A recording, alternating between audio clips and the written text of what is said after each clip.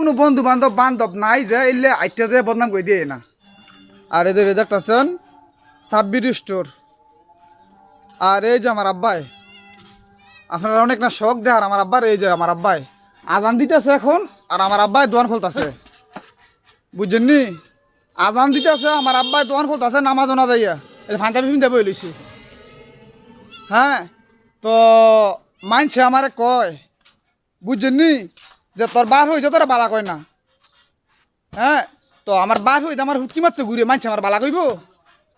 হ্যাঁ, মানছে কয় তোর বাপ হইতে বালা না, তুই কবে বালা হবি?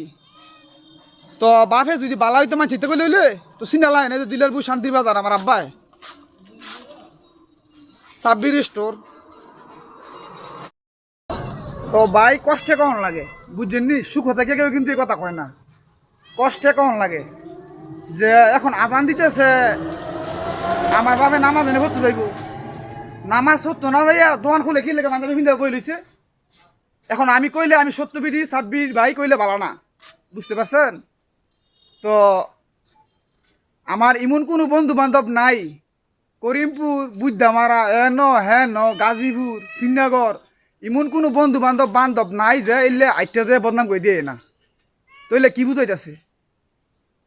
এলে এরকম এরকম মানুষের পরামর্শ দিয়া যায় যে সেই বেড়ারা নিজের ভূতেরে বুঝায়, আব্বা আব্বা করিয়া আদর করিয়া, আর এলে হিয়াই দেয় ভূতেরে বুঝা, ভূতকি যা বাস দিয়া।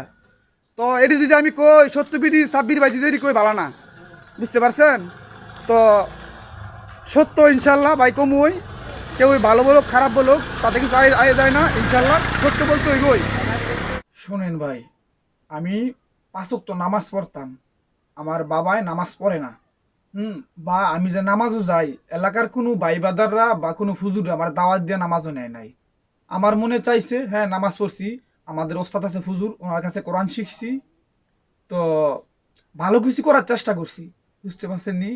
কিন্তু আমার এই নামাজ আমি যে যাইয়া আমার বাপে পিছনে পিছনে যায়, আর কিছু মানুষ আছে ইতর আছে বদমাস আছে এক কথা শুনে যাই নামাজে তাই যাও ইত্রামি করে ভাই, নামাজে তাই ইত্রামি করে। তো বাপে মা হ্যাঁ আমার সহযোগিতা করবো যে কীভাবে আমি সুন্দরভাবে চলতে পারি, আরো সুন্দরভাবে নামাজ পড়তে পারি, ভালো কিছু করতে পারি। তো হ্যাঁ ওই ইত্রামি ফাইজলামি কইরা ভাই, হ্যাঁ মানে আমার নামাজটা শুরু হয়েছে, এখন এখন নিজেরও নামাজও যায় না। তো মানুষের কথা শুনিয়া আইজ পৃথিবীর মধ্যে আইজ পর্যন্ত কেউ সুখ শান্তি পাইছে না।